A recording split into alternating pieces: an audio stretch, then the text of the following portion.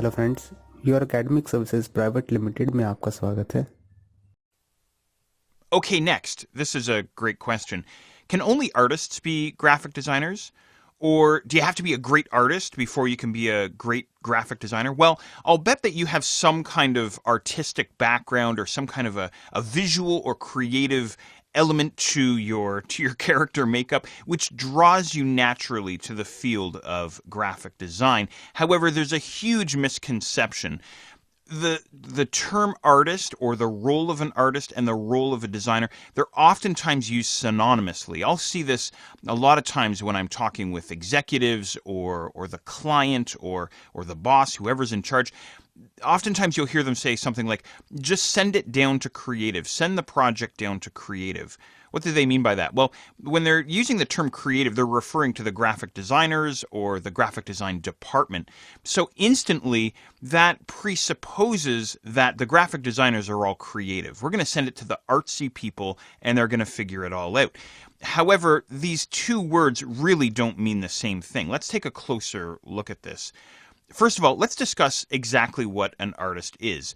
An artist is someone who has their own personal creative vision, and they're working to fulfill their own creative expression. So, in other words, they're not trying to solve a problem for their client. They're not trying to create a project that has a specific purpose other than their own creative expression. And they're going to take this vision that they want to express, and they're going to put it down on paper, they're going to put it down on canvas, in sculpture, or in any other art form that they want. Now, artists aren't graphic designers, although many artists make use of design techniques in their own work. Composition and visual communication and forcing the viewer's focus and so on. Just look at some of the greats throughout art history. I don't need to name the names. We all know them, right? Picasso and Michelangelo. I love the Baroque period of art personally. That has a lot of graphic design elements in it, in my personal opinion. But in any regard, that's really what an artist is all about. Okay? Now, what about on the graphic design side? What's a graphic designer's role? What is the job of a graphic designer? You know what? Fundamentally, a graphic designer is a problem solver. So, in other words, they're going to take the goal of the project, whatever that goal could be. It could be a sales piece. It could be brand awareness. It could be some kind of a special offer or perhaps functionality in some kind of a digital interface, something like that, and bring the project from a rough concept all the way through to final completion, solving the problem as efficiently as possible. Okay? Now, graphic designers are not artists, although many designers are artists in their spare time or have a background in the visual arts. Many people with a background in the visual arts, as I said just a moment ago, are naturally drawn to this field of graphic design. A graphic designer must brainstorm efficient ways to solve a particular problem.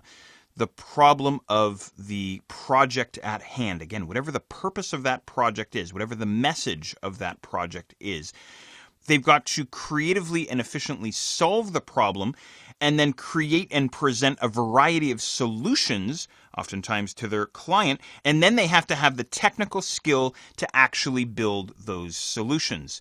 A graphic designer oftentimes has a blend of many, many skills, including skills like marketing, problem solving, as I mentioned, creativity, a creative flair, visual communication skills, and of course, the technical skill to pull off their solutions. So I'm referring to software skills, for instance, understanding and knowing how to get around inside applications like Photoshop and Illustrator.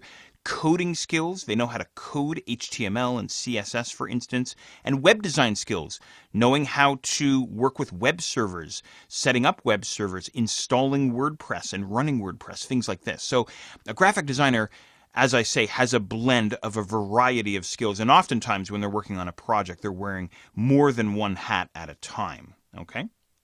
All right, now a graphic designer is always dealing with practicality and function. An artist, on the other hand, doesn't have to consider how practical or how functional a particular piece is. of course, art is expression. You know, to really hammer home the difference between an artist and a graphic designer, let me show you two quick examples. An example of art, and an example of personal expression, and an example of graphic design. First, the art. This is Marcel Duchamp's bicycle wheel, and it's about the most extreme example of what comes to my mind, at least, in terms of what's considered art. Now, whether it is art or it's not art is certainly up for debate. This piece has certainly created a lot of controversy since it was first created in 1913. However, we're not here to debate whether this is art or not. This is simply an extreme example of an artist fulfilling his own personal vision. So Duchamp didn't create this piece at the demands of anyone other than his own artistic vision. And hey, that's great for him. It doesn't mean the rest of us have to like it or dislike it. That's entirely up to the viewer, of course. Now, of course, art is full of examples of controversial pieces that push the boundaries of the definition of the word art, and some would say that's the purpose of art. But clearly, this particular piece has no purpose or actual functionality other than the artist's own personal expression. Now, onto the graphic design. Here's the logo that gets painted onto the sides of trucks of a company called, you guessed it, Two Men in a Truck. Maybe you've heard of them. Is it ugly? Perhaps. I suppose it depends on your definition of ugly. But I'm giving you extreme examples here to hopefully drive home my point. Whether this is visually pleasing or not is completely beside the point, and this is really what I'm trying to drive home for you. Do we know instantly what this company does? Do we know why we should care? They're two guys, they have a truck, and they care. They're movers who care. We know right away exactly what it's all about. So if we know instantly what this company is and what they do and why we should care, then it's a successful piece of graphic design. Sure, it could be a little bit tidier, but does it have to be tidier in order for the company to be successful? Not according to Two Men and a Truck. So there you go. There's two extreme examples for you. One that's fulfilling an artistic expression and the other that's filling a specific purpose for a successful company. To help you along further, I'll share with you something that I came across a few years ago, and I thought it was a really great metaphor. Consider the difference between a sculptor and an architect. A building could look beautiful from the outside, but if it serves no purpose, if it doesn't fulfill its function, then it's a complete failure and a complete waste of resources.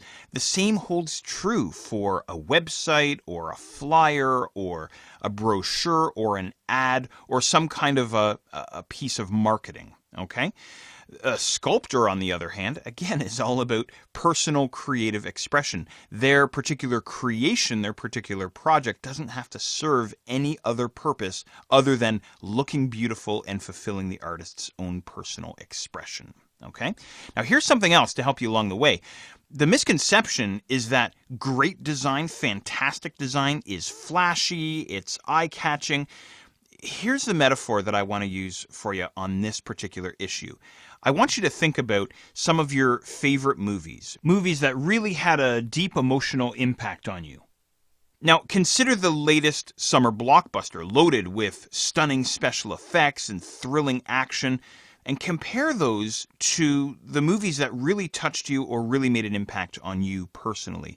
Most of these thrilling summer blockbuster movies don't have much in terms of a story or a meaning, and frankly, they often don't mean much. Here's a quick example for you. There's a fantastic film called My Dinner with Andre. Perhaps you've heard of it. It's an older movie. You have to check it out. It's absolutely fantastic.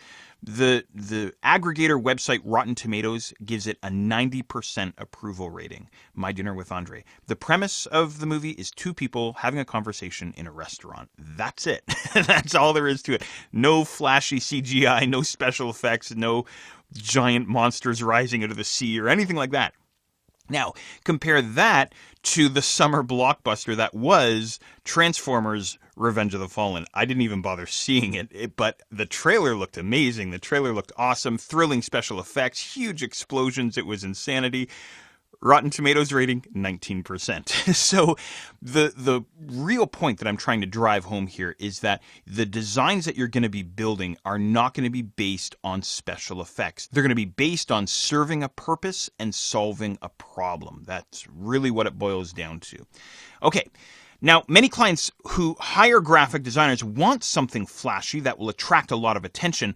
We often see this with business cards, satin finish paper, letterpress with gold foil, all this kind of crazy stuff. Sometimes the client, however, needs to be reminded, do you want to look really, really good? Or do you want sales? Do you want to solve your problem? So sometimes as a graphic designer, you need to remind your client or perhaps your boss, if you're going to be working in a firm, that really fundamentally graphic design isn't about looking awesome. I gave you that earlier example of Two Men in a Truck. It wasn't flashy. In fact, it was anything but flashy, but it solved the problem and it filled a purpose. So the most successful designs efficiently handle the problem that they were created to resolve without drawing attention to the design or to the special effects itself. Again, you may want to think of some of your favorite movies that did have some special effects, that did have some thrilling action, but the effects or the action or the CGI didn't take away from the overall story. To me, a successful design doesn't rely on special effects. Same with a movie, by the way. All right, now everything on top of the function of solving the problem. So things like fonts, colors, imagery, special effects, drop shadows, embossing, and so on is all icing on the cake. The fonts and the colors that you choose, the special effects that you decide to use are not the design by themselves. That's critically important to remember. Good design functions very well and also looks visually pleasing, or perhaps better said, it doesn't look displeasing. Think about that. I know Two Men in a Truck didn't necessarily look pleasing, but it solved the purpose and it solved the problem, so it didn't necessarily look displeasing. So said another way, it doesn't have to look amazing, it just has to not look terrible, if that makes sense. So form is always going to follow function. So hopefully I was able to efficiently give you a sense of the role of a graphic designer and how that compares to the role of an artist. And again, we have this misconception in the field of graphic design that all graphic designers are artists or come from an artsy background. Don't forget, fundamentally, graphic designers are problem solvers.